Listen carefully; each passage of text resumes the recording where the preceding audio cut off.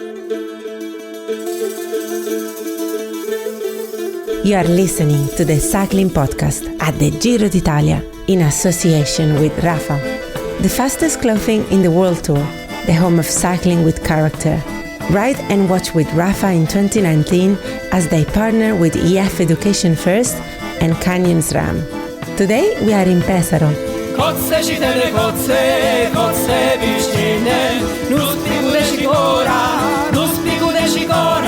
kotce čitene kotce višćine, nus pigude šikora, se lo mangiano le femmine. Se viene ahora Ackerman, va a tocar la iniciativa. Ackerman, segundo Vivian y tercero Ackerman. A ver, entra Miguel Ángel López al lado de Darío Cataldo. Igualmente entra Richard Carapaz. Ahí está. Everything have to fall on his place. He was not nervous about that, but yeah, okay, we are new guys this year with the burst, Tosh. Klug is already longer, but yeah, to get everything in the right order on the right moment, yeah, that takes some time, and it didn't make him nervous, but okay, definitely everybody want to win, so on a certain point you count all the chances that they are still coming, and today was the last this week, and next week still 2 to go, so I'm happy that we succeed today. Good evening, buonasera from Pesaro. My name's Daniel Freeber. I haven't been sacked after yesterday's substandard audio quality on the podcast. The voices you heard there were a familiar voice from the Giro. It was the Caracol commentator who takes a DIY approach to commentary, a bit like my approach to podcasting. And I was in a cafe just beside where the buses were parked. A lot of Colombian journalists in there, including the Caracol commentator. So we got the commentary in real time. Caleb Ewan coming over the line, and after that you heard the voice of Bart Layson, his director sportif at Lotto-Soudal. You're about to hear another voice. It's tonight's mystery guest. After yesterday's very international panel of guests, I've got another very international and very authoritative voice on cycling tonight. It is Brian Nygaard, former. Brian, I'm gonna go straight in with the most prominent position you held was as the manager, CEO, team principal of Leopard-Trek. You've also worked for Sky as a press officer, CSC before that, chief of communications, I should say, not press officer, not a mere press officer. And after that, Orica Greenedge. Yeah, now we're here in rainy Marche on the Adriatic coast in Pesaro. It's good to be back at the Giro. I haven't done a full one for a while, and yeah, it's my favorite race. And as a long-time fan of the cycling podcast, it's great to be on the show finally. Well, now you're fully qualified because the gamekeeper has turned poacher, or the poacher has turned gamekeeper. You've gone from working in teams to being a journalist. Why? Why would anyone do such a thing? Because I've been looking from the outside in at how you guys are traveling and doing the races, and it just seemed like a better deal. You know, all that sitting around in the bus, and now, to be honest, I'd kind of done the same thing for almost 17 years, and it was time to do something else. And I'd actually quit my job before I had another one, and sometimes that's the best motivation. And then I was approached by Danish TV, so I'm now a commentator on most of the Grand Tours, not the Giro, and then I'm writing for a Danish newspaper, a more sort of cultural approach to most things, including cycling. And here at the Giro, I'm actually traveling to write a book. You also deal in art. Deal, that sounds shady. Maybe it is shady. We've never actually gone into that. You sell sculptures. You're a keen wine collector. We're actually drinking some wine at the moment, Brian. What have we got? Because Le Marche, not internationally that well known for its wine, but there's some good stuff, isn't there? Yeah. There's a lot of good stuff in general in Italy, and part of the beauty of traveling around with the Giro is actually discovering that, and the Marche in particular for me has some of the most interesting white wines. The Verdicchio, which I think is one of, at least internationally and maybe not so much here, one of the most undervaluated white wines of Italy. Fantastic longevity, great cellaring potential. You should pick up a few bottles if you can. The Marche is so blessed with beauty, variety and fertility, from sloping mountains that defend, the seas that sweep and embrace, the hills that rise and salute, the valleys that open into smiles. I just came up with that, Brian, just on the spot. Who do you think that was? I'm not aware of the rider as such. I actually thought it was something that you prepared. You should know who that was, because it was Giosuè Carducci, who was born in what is now your hometown, Pietrasanta in Tuscany. Yeah, he's actually the most famous son of the place I call home. And you're right, yeah, Carducci, and he's the claim to fame. And Brian, reluctantly, we're going to have to talk about cycling. Caleb Ewan finally got his stage win. Caleb Ewan's a guy you worked with, you know well. It was finally the kind of sprint that we thought we were going to see from Caleb Ewan in this Giro, wasn't it? That famous leg speed was in evidence. And I read and I've heard things from various people in the last few days suggesting that Ackermann was clearly superior to the other sprinters in this race, and I expected to see that again today. Not the case.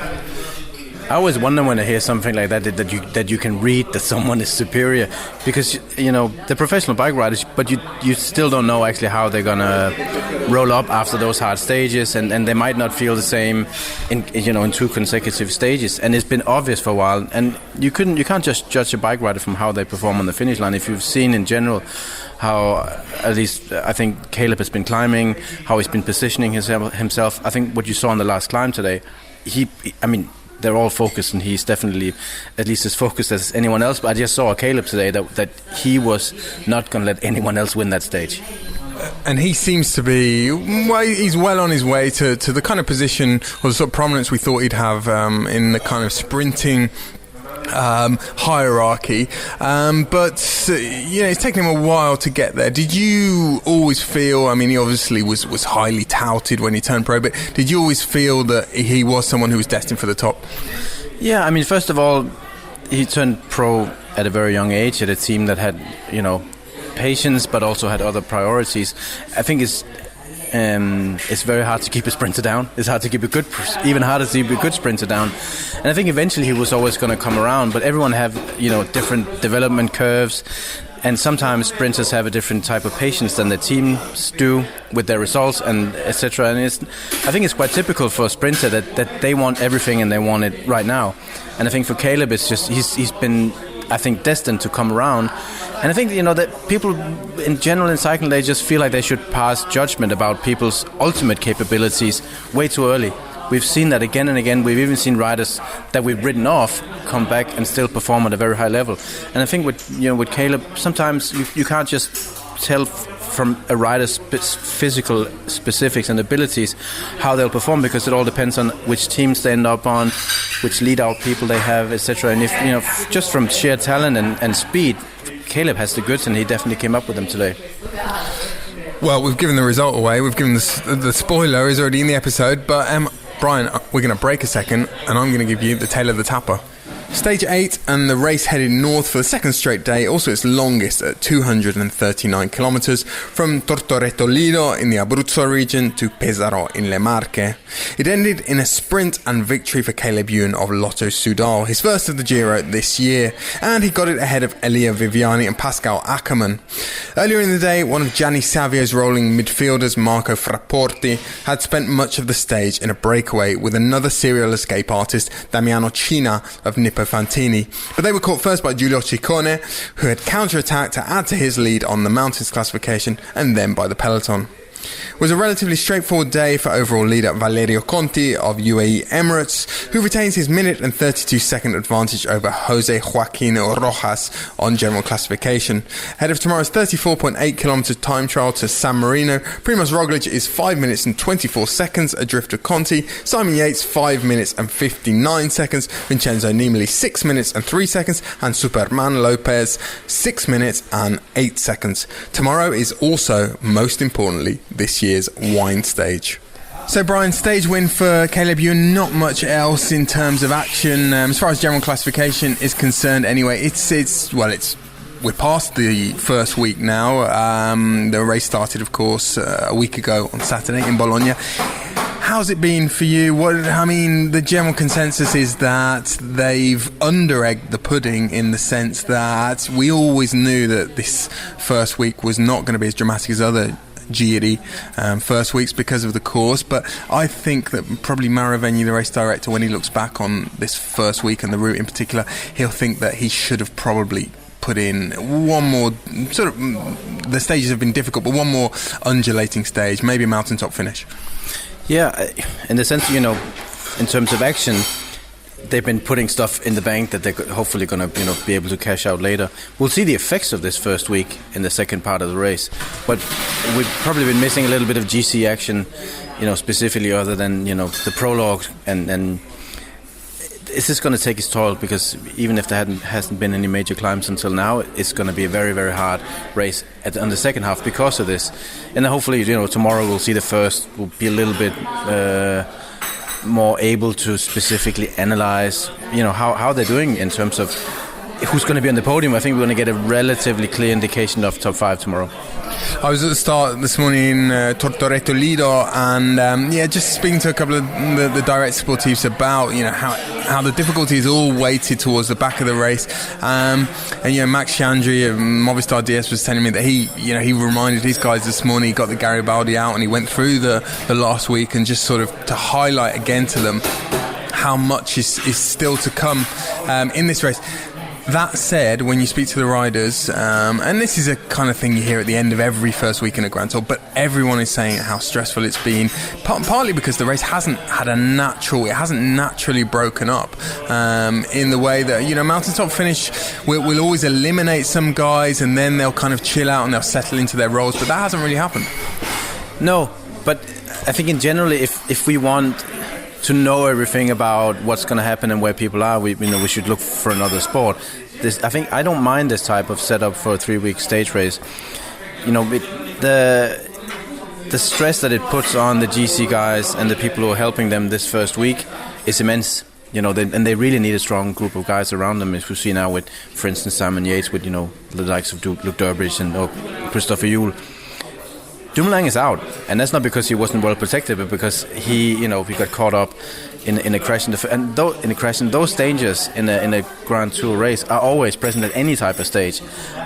I actually look forward to seeing how this will settle into the race in the second half, because it's been extremely hard this first part without it having any climbs. But I think the stress that they all need to go through. We've all been talking about Simon Yates' ability to sit in the peloton, and I really see him here as a completely changed rider. He's riding with different authority, he's positioning himself really well, he's using his team wisely, and all that is part of what makes him a potential Giro winner again. So I think those details are part of what I'm liking about it, what I like to see, and I don't think it's uninteresting that we have this start. It'll make for an even better race at the end, I think. The fastest clothing in the World Tour, the home of cycling with character. Ride and watch with Rafa in 2019 as they partner with EF Education First and Canyons Ram. A big thank you to Rafa, who have supported the podcast since 2016 and enabled us to cover the Giro and the other Grand Tours. Rafa have launched their Aero range of clothing, which has been developed in the wind tunnel, looking at all things that make clothing go faster. The range includes an Aero jersey for men and women, Aero suits and Pro Team bib shorts. These garments are exactly the same as those being worn by the EF Education First team at this Giro d'Italia. Rafa's Aero range has been developed for years to save you seconds. Check out the full range on rafa.cc. Brian, Aero, suits, bib tights, whatever, it's all going to be in evidence tomorrow. Saving seconds is going to be the name of the game tomorrow. We were just talking about Simon Yates and the Mitchelton Scott team. I think it was interesting, but not unusual for them, that they came to this team with, it was a team heavily weighted to kind of the flat stages, really. A lot of rouleurs in the team, some big guys. It's something that they have tended to do, and it's something that Matt White, the team manager, or he's the main director sportif, isn't he? Mitchelton Scott likes to do. In fact, I spoke to him about that this morning. Let's just hear from him now. I think most teams, if you're dodging bullets, has been the key in this first week, and it's been a pretty stressful week. And even though on paper it looked a pretty easy week, there's been some long days and the weather hasn't been super, so it is wearing people down. And Matt, your team generally in Grand Tours, you pick a team that's quite kind of weighted towards the first week, I would say. You know, you always bring enough rouleurs. Would you say that, you know, this first week has kind of justified that? Yeah, I'm a big fan of having big guys, big time trial guys, big engines, because they can save your leaders so much energy. And I've got really good guys here to do that. And putting Simon as fresh as possible into the TT tomorrow, and obviously the last 10 days of the race is going to be key, and they've done a great job so far. Some teams go a lot heavier with their climbing guys, but we've always had a big chunk of our team as team time trialers, and as we've evolved into a GC team, for me they have a very, very important role. So I always go to a Grand Tour with at least 3 big guys like that. First big test, I guess, tomorrow, the time trial in San Marino. Did you go and see it in Marche? I saw it in Marche, and then the day before I took Simon and Esteban on the course last Wednesday. So they rode the course on Wednesday. I checked it out in Marche. It's a nice TT, something for everyone, and I think it's a really good time trial for Simon as well. With that final climb. It is. I think we've got 13 kilometres of climbing, so roughly 21 kilometres of flat terrain, very uncomplicated and safe. And then the climb itself goes up in multiple ramps. There's actually 2 descents on the climb, fast descents, but there's some steep sections above 10%. And I think it's going to the best climbers are going to do well on here, and I think an all-rounder as well. I think Roglic's definitely the favourite, especially with Dumoulin at home. But I wouldn't be surprised to see Simon right up there in tomorrow's time trial results. And Matt, when we spoke in Bologna last week, and Simon did the now infamous press conference where he said that he was the favourite and that everyone else should be, you said, well, he should be confident. I mean, I know how he's trained for this, how he's prepared. Still feel that he should be very confident? 100%. The only shame is we've had to wait so long for the big mountains to come. It's been a weird one. I've never been at a Grand Tour where we're waiting until stage 14 to really see the best climbers show their stuff. So you just got to manage it in a different way. And it's been a quiet week for us this week, but I think we're going to see a big ride from Simon tomorrow, which is a very good indication of condition, really. There's nowhere to hide on that last 13, 14k up to San Marino, and we're going to see where people are really at. So, Brian, that was not exactly your boss, but certainly a colleague of yours. I still consider Matt White a boss of most things in cycling, even if I'm not on the payroll. In fact, did you do some course recces with Whitey of the Giro stages? Yeah, I did actually. It was in the days before Tirreno Adriatico. I went along with Whitey to have a look at some of the stages. I'm not sure if I was of any help, but I was hopefully good company. And I think, for me, now that I work as a journalist and as a commentator, the closer I can be to the main protagonist of the sport, the more I know all that information, it puts me in a better place to actually talk about it. Not in the Giro, because I'm not commentating the Giro, I'm writing about it. But in general, I think if you're a commentator, you need to be as close to the sport and to your sources, which he is now in a certain way.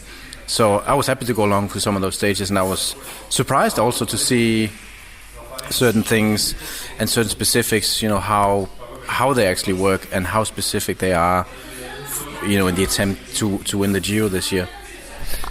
Examples?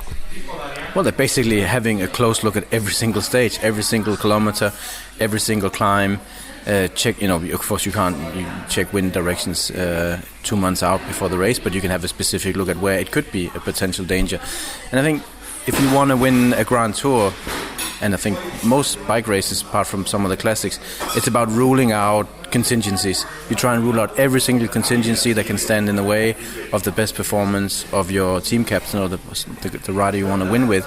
And this is one way of doing it. And I remember working for Sky, and it was because they, to be fair, they came from a very controlled environment, because it was a 250-meter track where there were very few contingencies, and they were trying to bring the elimination of contingencies into road cycling. And that's very integrated now in a lot of teams. And, as much fun that as journalists wanted to make on their behalf when they initiated that, most teams are working with that now. And that point, Whitey made in that clip, but I mentioned it earlier, just the sort of balance of riders in the Mitchelton team. Whitey said in that clip that he prefers to have a decent number of big guys in there. You compare that to a team like Astana, which tend to go into races or stage races pretty climber heavy. What do you make of that? Now that the teams only can bring 8 riders to Grand Tour, they have to select them very, very carefully, depending on which goals they have.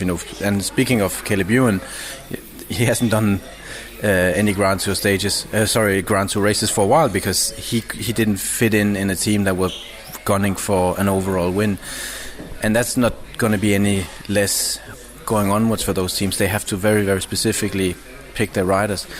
I think the approach that Matt White has suggested for them is the winning concept, because you can bring a climber or a decent climber, but if they're not there when there's 20 guys left, I'm not really sure how they can contribute. But if you're in trouble in this first part of the Giro, and if you get caught out, or as we all know, looking at the parcours, it's the climbing counts in the second half, and Simon can defend himself pretty well. He has, I think, for me, the strongest of all the GC guys, the strongest domestique in Mikkel Neve. I think he's the absolute MVP game changer for him. Also flying, apparently. Yeah, as he would be. I think he very rarely misses an appointment performance-wise when he needs to be there. We saw that also last year in the Giro, where he basically won a stage because he felt like it after Simon had the meltdown on the Colle delle Finestre. And I think that if you bring a climber, it needs to be a climber that can actually be there. And when you see when Superman Lopez, as you call him, I'm glad you respected the official cycling podcast pronunciation. That's totally caught on with me as well. The way he rides, I'm not really sure that. I mean, he's someone who will potentially drop everyone early if he wants to win the Giro, and I'm not 100% sure how Astana is going to put guys next to him in that game plan. But at the end of the day, you have to give Astana, they haven't really missed much this year. So and everyone's talking about having the strongest team. But if they, if Matt White and those guys bring Simon in a perfect position, he has a job to do on his own tomorrow on the time trial. But if they bring him into a perfect position in the last week, I think they have a great team for that. And as long as he has a couple of guys, let's see how Chavez is traveling. He has a very, very strong hand to play.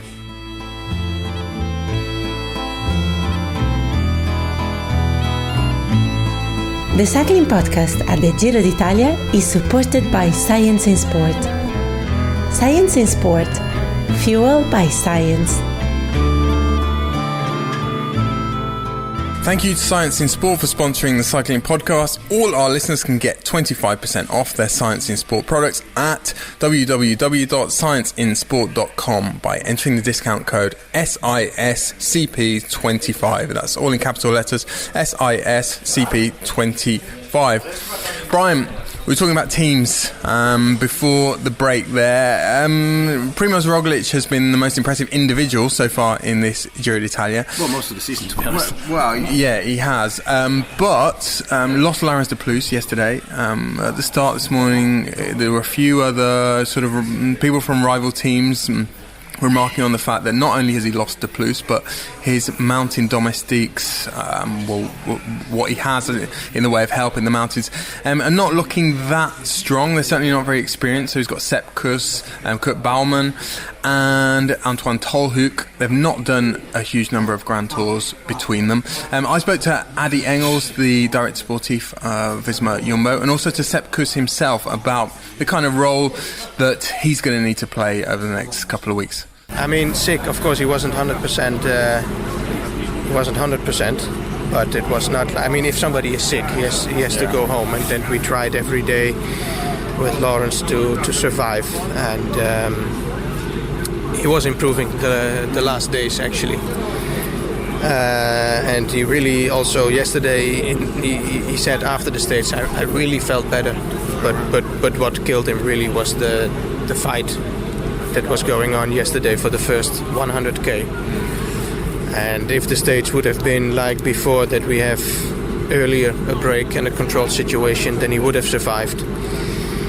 And he would have survived another day, and then hopefully also today, and then I think with the TT day and the rest day and 2 flat stages, he would have been back.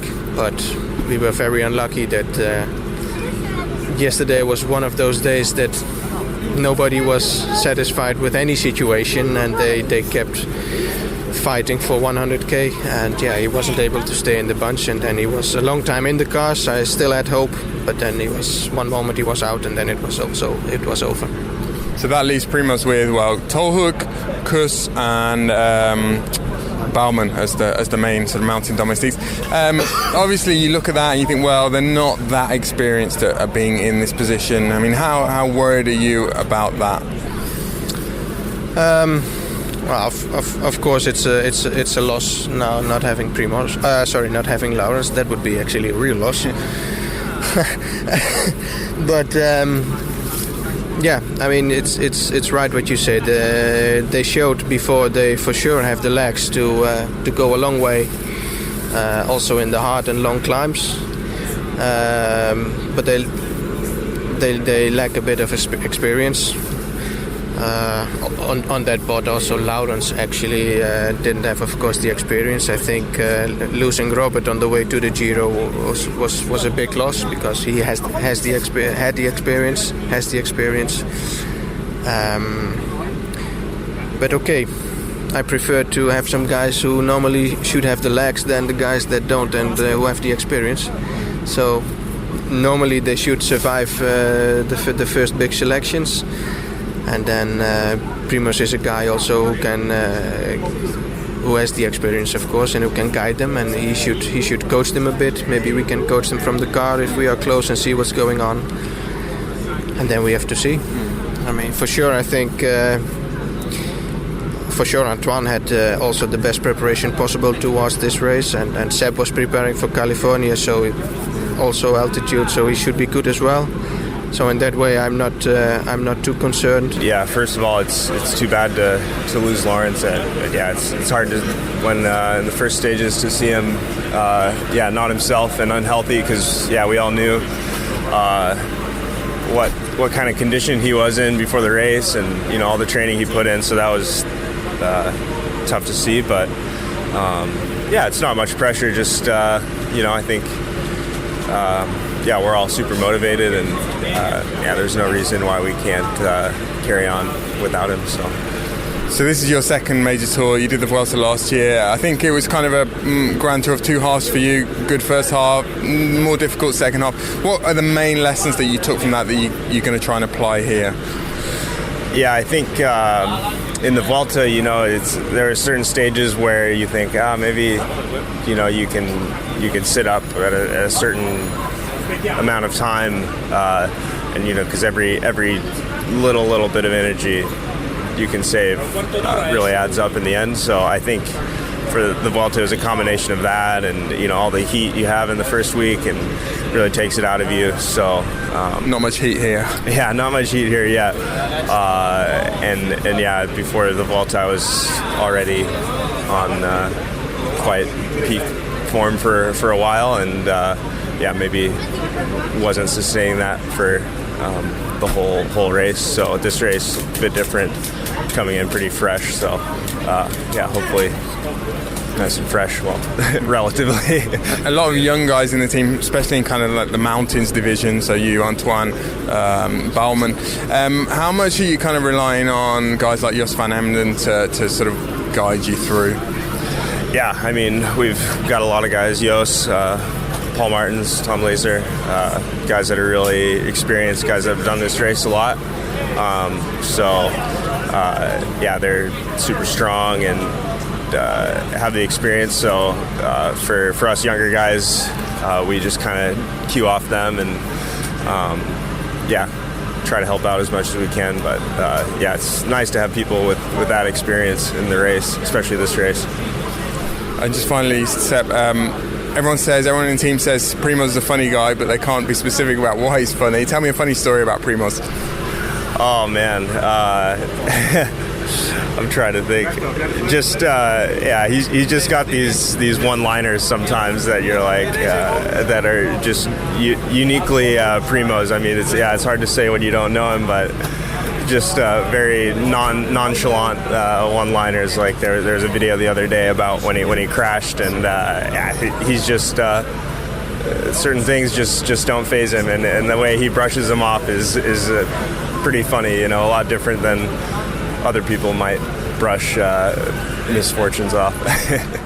So Brian, we heard there from Addy Engels. I sort of challenged him on the fact that he'd told me a bit of a white lie a few days ago. He told me De Plus wasn't ill. The answer he gave today was a little bit more ambiguous. He said, well, he wasn't so ill that he had to go home.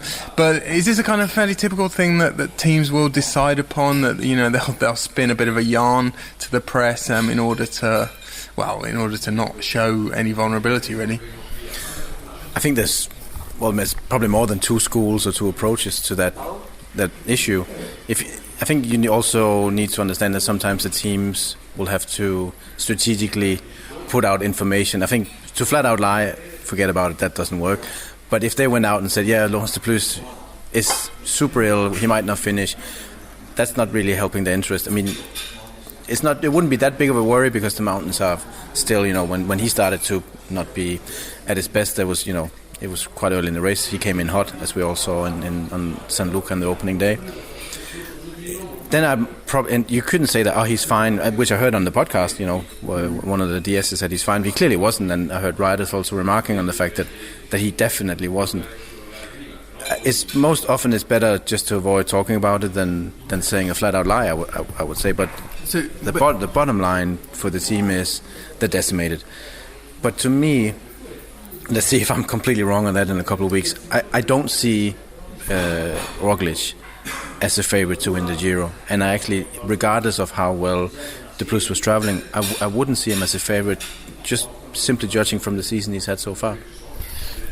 And just on that issue of communication, I mean, you say you would avoid, or you would hope to avoid, talking about something like that so as not to expose any vulnerability or weakness. But a rider might get asked about it. Primož Roglic was in a press conference every day when he had the pink jersey, and it's something that could come up. How did you used to brief riders on that? Was it literally sort of sitting them down before press conferences, or even on the bus in the morning and say, look guys, if any journalists today ask you about this or that, then this is the line? I think they're very different scenarios. In general, if there was any issue management, if something had happened, if there was a big breaking news story that involved, problematic issues. Let's not forget, you were working in an era of professional cycling when there were a lot of problematic issues. Yes, thankfully, strategic communication was what I think I did best, and I've learned a lot from that. If there was issues management, I would be on the bus and I would be part of the team briefing so that everyone knew what it was. I think for me it was more about letting them know relevant information and then discussing what an approach was. I think dictating something to a rider, ultimately it'll last a few days, but I think in general they also have to understand what the issue is, because then it makes it a little bit easier for them to actually have a proper conversation about it. In another scenario where you have a rider that has the jersey and has it for several days, and I'm seeing that a little bit in Roglic now, and it's not to throw dirt at him at all, but he tends to be a little bit convoluted, and he gives very short, in my opinion, super uninteresting replies to all the questions. And I think he's just a little bit scared that, he might sit with this jersey for another 10 days, and he's worried that stories will develop. But I saw that with Simon Yates last year as well. He didn't give away anything initially, and it wasn't until further on in those weeks where he had the pink jersey that he started to open up a little bit. But it's not easy either, because in these days and times with digital media and also with quotes being translated and passed on, and headlines, and we saw that also with Superman Lopez calling Simon Yates a retard. We saw then Landa. That was Landa. Superman would never say such a thing. Of course not. It's above him. No, obviously it was Landa who said that about Simon bringing him down in a roundabout. So it doesn't take much for something to, in just the scatological comment taken out of context probably from Simon Yates about him and his competitors. All that, it doesn't take much. And sometimes, I can understand why the riders would rather say less than more. And as a head of communications for those teams, are you not kind of rubbing your hands when you hear them say nothing? From the point of view of a communications manager, were Primož Roglic's press conference last week where he said absolutely nothing, were they not perfect? Is that not textbook? No, not at all. And I'm not just saying that because I'm on the other side of the fence, if there even is a fence. there's a narrative, and there's the beauty of cycling compared to football, where I find I don't follow football as closely as you or Napalm, but I don't really find them saying anything at all. They're very protective about the players and about the messaging. The beauty of cycling is that we're able to we can rock up next to the bus and talk to basically anyone and ask them mostly any question we want. And that whole spiel of day by day I feel good, thank you to my team, I think it wears out, it runs dry pretty quickly in terms of us being able to provide content to or interesting angles to our audience. I can't put that in the paper. Usually, actually, now that I'm writing for a relatively intellectual paper, I don't actually have to talk to writers and all that at all. My part as a journalist there is different. But if writers don't give anything away, we're trying to actually build something interesting around personalities. And it's easy for me to say now, but teams come and go. Riders are the real narrative, and fans, specifically in cycling, not so much in football, they are fans of bike riders. A little bit teams, but most of all they identify bike riders they like, they follow the riders they like. And so they actually have to take that narrative seriously and let people as close as they obviously feel they want to. I find riders who give away nothing, they can be as great as they are on the bike, but ultimately I think the fan base and the interest the public will have in them will diminish. How did you used to deal with riders who simply could not see the interest or the point for them, or derive any enjoyment from speaking to the media? I think there's two approaches, and I don't think you can generalize any of them. I think a good example with the Yates brothers. Even if pressed, they would say they would rather not talk to the media. But I think they understand that they have to. I think they will never be a favorite part of what they do, but it's something that you can learn to do in a way where it doesn't take anything away from your recovery, where you can make it a more, at least, natural part of your job. I think if you get a rider to a team when they turn pro and you see that they're potentially going to win big bike races, you try and influence them as much as you can. And I think there's a way to...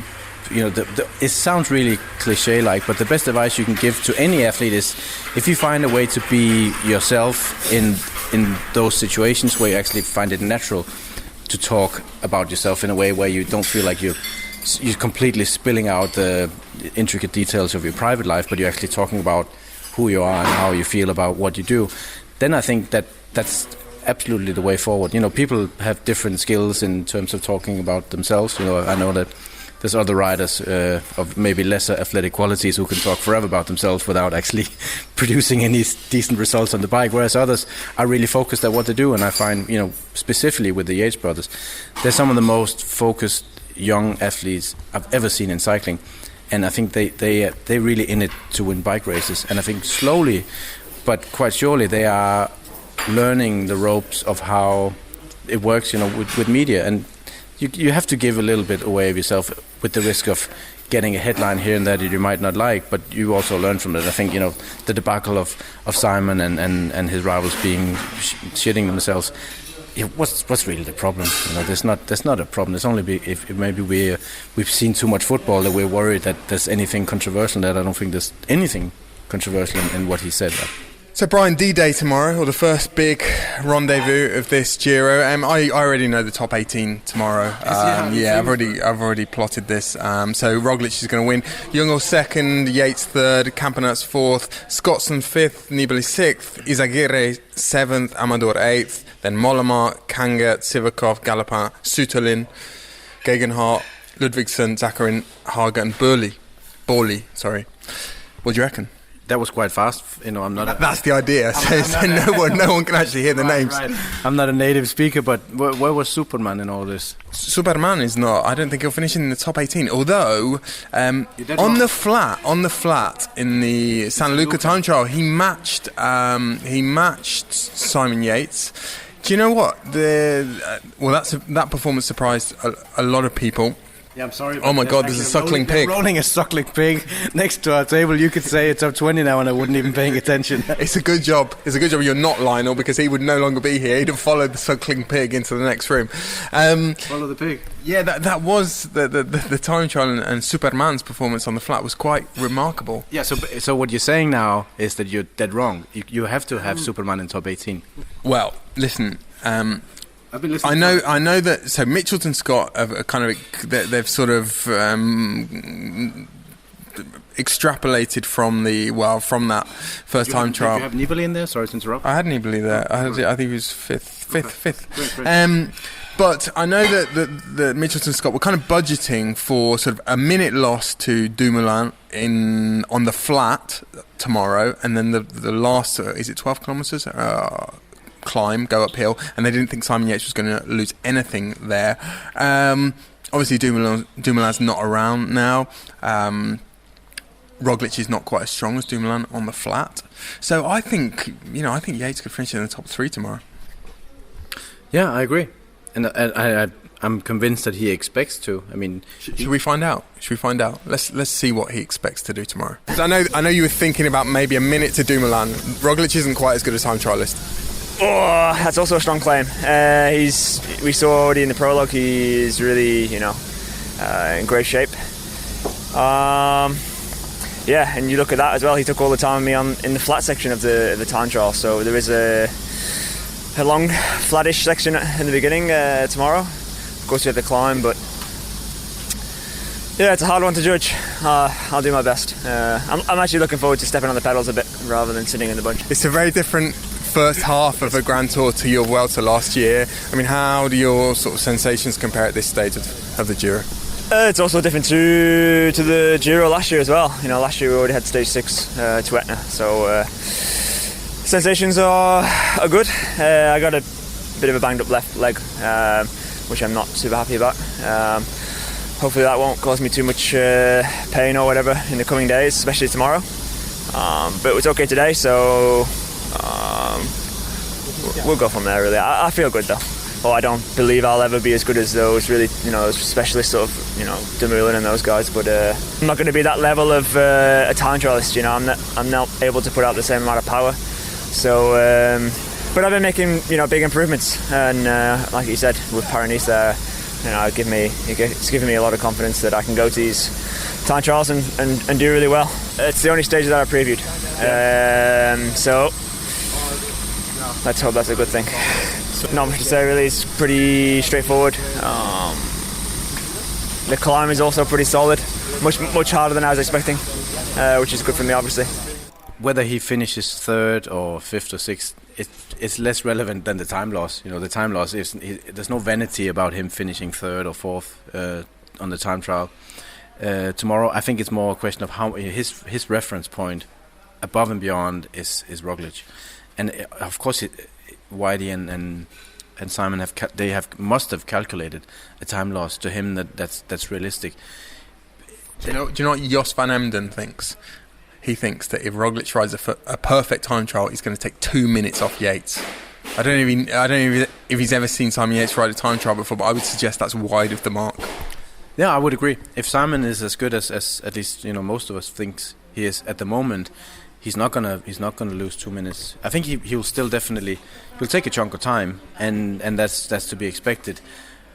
But I also think that it's not the time trial tomorrow, nor the one in Verona that's going to decide the Giro. Another rider that people might be tipping to win tomorrow, because he's one of the best time trialists in the field, is Victor Kampenaerts. However, I don't think he's going to win. In fact, in my prediction, he was 4th. I also spoke to him after the finish today just to see exactly what his ambitions for tomorrow are. Victor, the time trial only starts tomorrow, but you're warming up already. Yes, but that's something I do every day. I cool down on the TT bike, because normally I ride almost every day on a TT bike at home. But in a stage race, we don't do so many TTs. That's why I always cool down on the TT bike. Yeah. I understand that your big goal for this Giro is the final time trial, but do you have a chance of a stage win tomorrow? I would like to say yes, but I think no. Because of the course, because of it's over 10 kilometres of climbing, yeah? Yeah, It's not a super hard climb. We're gonna do a recon now in the car, but still it's climbing. I think I can be better than in the first time trial. That was really specific, but I think it will be really hard to make it in the top 5. And just last one, Victor. How has life changed for you in the peloton now that you're a world hour record holder? You get a lot of respect, of course. All the big champions, they come in and congratulate you. But in the end, you still have to push hard on the pedals. So anyway, Brian, one thing we do know for sure is that tomorrow we'll be finishing in San Marino. What do you know about San Marino? I've never been there. I'm expecting it to be tacky. It's a tax haven, a duty-free haven. Is it going to be as bad as Andorra? I don't know. Andorra definitely sets the bar quite high for horrible places in and around bike races. But you're gonna alienate a lot of your former colleagues with that comment. A lot of bike riders. No, that's fine. My reference point is a very uninteresting place in Denmark, so I've seen shitty places, from the inside out. But traveling the way I do now, in a different atmosphere with a different goal, I'm watching the race tomorrow from Ravenna, which not even going to San Marino. No, you know why? Because I don't have to. I'm here to write a book. Not curious? I'm curious, but there's nothing. I'm not going to see if I'm when sitting in Ravenna. And preparing the book I'm writing, there's no need for me. I've been at so many finish lines. I've gone to places I have no interest in whatsoever. None in San Marino. How can you miss an opportunity when your grandchildren ask you what was San Marino like? You must have gone there in 2019, the famous edition that went to San Marino, and you're not going to know what to respond. Yeah, I don't expect that future remorse to settle in. So no, I'm not curious, and I think that my curiosity will be limited to what the TV pictures provide us with and what I can read in terms of background. I'll be in Ravenna. It's a very, very interesting place in terms of mosaics. It's one of the places where Lord Byron lived. It's all things that are a lot more relevant to what I'm doing now, and a book about the culture and the highs and the lows of Italy. You're a big Italophile. Tell me about why you chose to live in Italy and why you chose Pietrasanta, which is kind of the northwest of Tuscany, isn't it? Quite near the border with Liguria. Very, very, very correct, Daniel. I came to Italy the very first time I borrowed money from my older brother. He doesn't listen to this, so he might not come back and claim the debt again. I took the train from Denmark as a young philosophy student, and I went to see the World Championships in Verona in '99, which features the same climb as the last stage of this year's Giro. And I completely fell in love with the country, not knowing it properly. And I had a friend who was an Erasmus student in Pisa, and I came to visit him, and I think subconsciously I knew that was going to be a place I was going to be able to live. And luck had it that I was, very soon after that, I was working. I had an offer to work for a team, and I kind of stayed around, and on and off. It's when you work for a professional team, you have a lot of travel days. You've gone for most part of the year, but now I'm not traveling at all in that extent, and I live in what I think now is for me the absolute nicest, friendliest, best part of Tuscany. Tuscany will always be my Italian home in that sense, but it took me a while to find the perfect place, and I really feel that's Pietrasanta for me. And why Tuscany, Brian? Everyone, all the Brits, the posh upmarket Brits used to go to Tuscany. Of course, Chianti share, people have probably heard of. Why did you decide to settle in Tuscany? I think in Italy, as we see when we travel, you've done the Giro a lot of times as well. It's such a country of variation. There's no region that's alike. There's linguistically, historically, culturally, they're all different. But I think Tuscany encompasses all of those things. We have stunning coastline, we have high mountains, we have wine country. There's the culture and the history of it in itself. Lovely accent. It's the Italian accent, isn't it? It's the Italian accent. If I was to be critical, it always sounds as though Tuscans always sound as though they're about to sneeze when they talk. That's a very Florentine Tuscan accent. It's not the Pisan accent nor the Pietrasantese. But it's endearing. It is very endearing. And Brian, Before we go, I mentioned you're a keen collector of wine. Richard and Lionel will be well, they'll be glad that I hope the audio's been better tonight, better quality, but also that we just haven't spent 40 minutes talking about wine. But you must have drunk some good wine on this Giro. I mean, it's one of the absolute glories of the Giro, isn't it? We get to physically visit a lot of different wine producing regions. Tell me about some of the good stuff you've had on this Giro. I've actually not been front loading as much as I thought I would, because I've been driving a car a lot, so I've stayed pretty limber as of now. So it's all in front of me. I prepared a stopover in Langhe, in La Mora, close to Barolo, and that's where I'll be doing my sort of deep immersion into some of the Italian wines that I love the most. I think this is also about discovery, and I'm not traveling this Giro to confirm everything that I know on beforehand and everything that I want to see that I've seen before. So actually, I've delved into some pretty rare wines. Even I have no idea what we're drinking right now, even if we're on our second glass. It's a Bianchello del Metauro. I'd have to say that's the first for me. It's a white wine, and that's now actually pretty warm. The last sip I had, I think it's the beauty of the Giro is discovering things that you haven't seen before, and including some of the local grapes that will never go anywhere else. You probably couldn't drink them any other place because they make so little of it that they just serve it in the local srestaurants.